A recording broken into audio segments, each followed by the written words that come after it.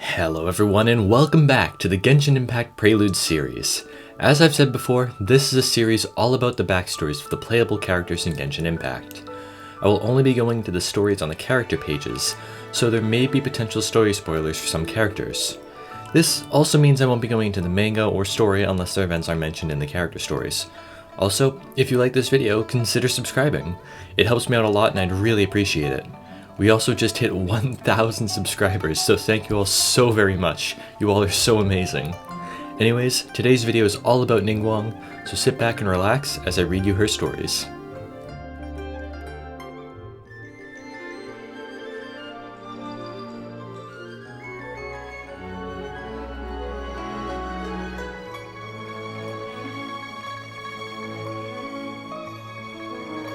The Liyue Qixing controls all of the commerce that takes place in Liyue Harbor. Its highly revered position is also coveted by many. Their primary ruling is to play things safe and keep a low profile. The Tianquan of the Qixing, Ningguang, is the only exception. She is seen as an excellent merchant in the eyes of her rivals, a friendly big sister to kids, a socialite at the banquets at Yujing Terrace, and a connoisseur of desserts. Ningguang is the talk of the town, and all seem to know everything about her. However, they all seem to tell a different story of Ningguang with great discrepancies between the versions.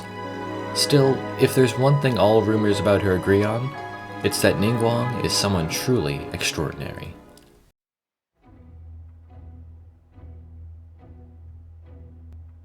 Up above Liyue Harbor, there is a floating palace held up by Plostrite.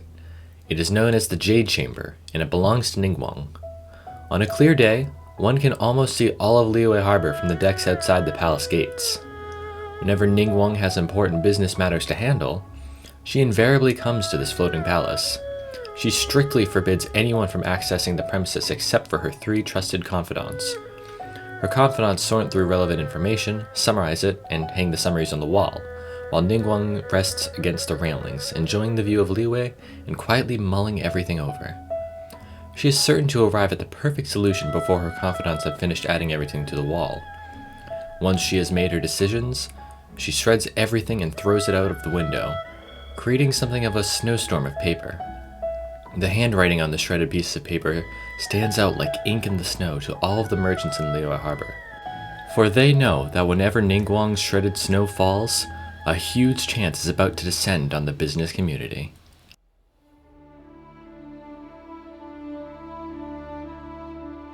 Ningguang knows everything. Foreigners will often find the Liyue locals warning them. Loophole hunting guilds, market manipulating hoarders, smugglers coming ashore with their illicit goods. The Tianquan knows all the details, good, bad, and ugly. Once, an alchemist from Sumeru was traveling in Liyue and unwittingly happened across the records of a certain Noctilucous Jade transaction involving the Blackcliff Forge 10 years prior. That night, someone from Ningguang's inner circle knocked on his window and invited him to join Ningguang in the Jade Chamber for a talk. Rumor has it that Ningguang has enchanted the Jade Chamber in such a way that allows her to eavesdrop on everyone in the city's private conversations. The truth is that Ningguang's eyes and ears are in fact the children who play on the streets in Liyue Harbor. Between them, they are aware of every confidential meeting, every private conversation, and every new visitor to the city. When Ningguang gathers them around, her promise of delicious treats proves to be an irresistible incentive, and so they tell her everything they know. Once she has finished carefully cross-referencing everything she has learned from the children against other sources, there is no secret hidden from her in Liyue Harbor. She understands the value of reciprocity more than anyone, which is why she is more than willing to invest time in mingling with the common folk. On top of that, she actually does like seeing the children smile.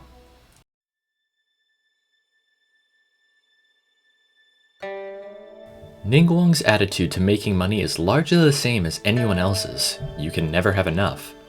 But money to her is more than just a sign of wealth. Each more is a trophy of a hard-won victory. Ningguang is kind and friendly toward the common folk, but this is a side of her that none of her business associates could ever hope to see. To her, the business world is a playground, and the ZeroSum Games are the most exciting.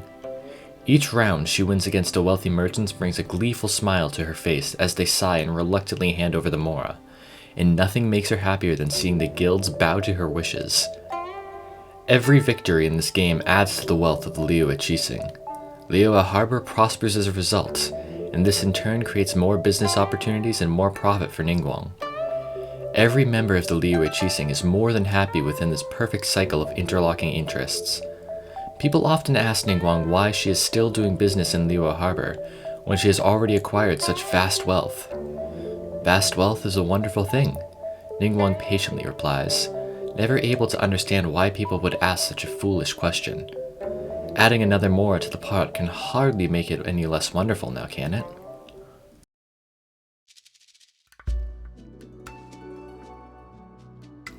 Everyone living in Liyue Harbor has to abide by the rules. Those who do so will see their interests protected, while those who violate the rules will be punished accordingly. The rules are rooted in ancient laws set down by Morax, Liyue Harbor's divine protector, and they are absolute. Over the millennia, each Tianquan has introduced amendments to the rules to ensure that they are well aligned with current societal needs. The laws are compiled and published along with a 279-page commentary, and a copy is given to each citizen of Liyue. Ningguang likes it that way. Law and order is good for business, and she understands the intricacies of the laws that forge the order better than anyone else. However, there was a certain ship captain by the name of Beidou who acted with flagrant disregard for the rules, smuggling contraband goods by leveraging her exotic cargo and exclusive business intelligence. To Ningguang, Captain Beidou is the black sheep of Liyue Harbor's business community. As Tianquan, it fell to Ningguang to impose heavy fines on Beidou each time she transgressed the rules. But much to her consternation, Beidou seems to take these fines in her stride, like water off a duck's back. Outside of the official channels too, Ningguang tried to find ways to implore Beidou to change her ways and stop putting the Qixing in such a difficult position. In response, Beidou simply explains away her actions as enacting justice, helping the poor, and keeping the sailors in their jobs.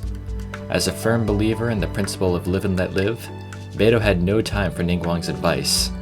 In the end, Ningguang agreed to disagree and gave up trying to convince the stubborn Beidou to change.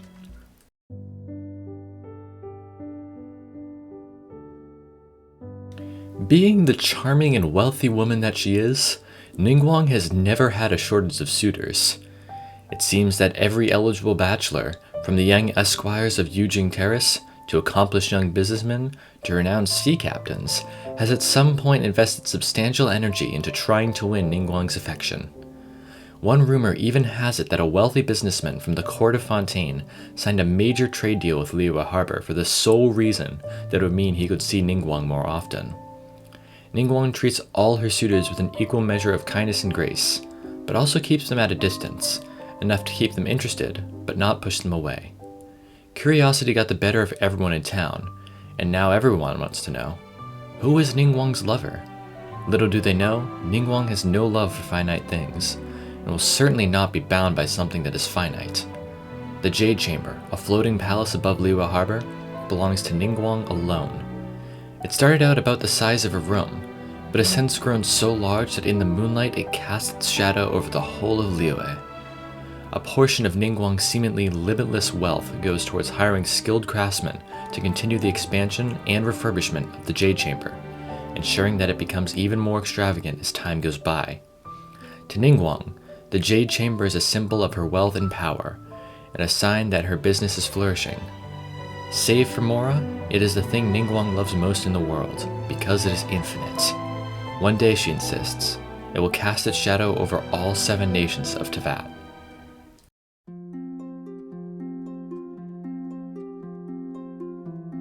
Ningguang invented a form of chess to pass the time. This chessboard not only contains 2-scale reproductions of Liyue Harbor's natural and urban geography, vendors, tea houses, shops, hotels, and miscellaneous stores, but it also contains 6, 10, and 12-sided dice, among others.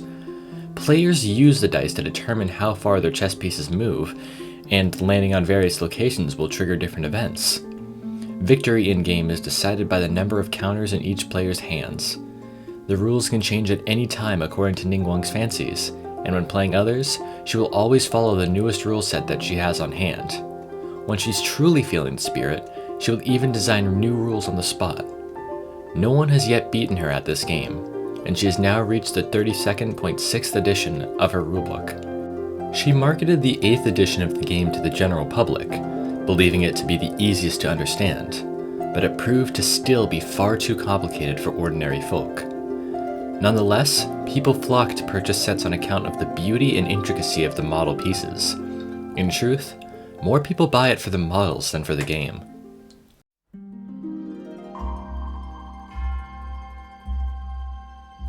No one knows how visions are created.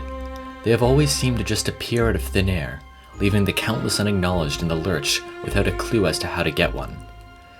As for visions left behind after their users die, they are masterless husks without any elemental power, nor is any method of reawakening them known, save for a tiny chance that it may resonate with another, and only one such other at a time. Ningguang's first thought upon seeing such an object was a subconscious, "Oh look, a new business opportunity. Putting this up for sale would surely have the rich shelling out for it. And if they can't resonate with it, why, they'll just use it to keep up appearances." A sound call either way. And if there should be a way to collect such empty shells, could this not become a long-term business? Playing with the jewel in one hand, Ningguang began writing plans for an auction in the other, her smile widening as she thought about the riches to be had. And at that moment, the vision shone forth its light. Ningguang's smile froze as the vision activated. Her attendants, coming upon the sight of their mistress, awakened vision in hand, began to congratulate her on having obtained a priceless treasure. Ningguang, for her part, seemed annoyed instead. What's there to be happy about? Once broken, considered sold. And those are all of Ningguang's stories. She has quite a big role in the Liyue Archon quests, even helping in the certain final battle of those quests. Anyways, thank you so much for watching. I really hope you enjoyed this video. Have a wonderful day, and I'll see you all in the next video.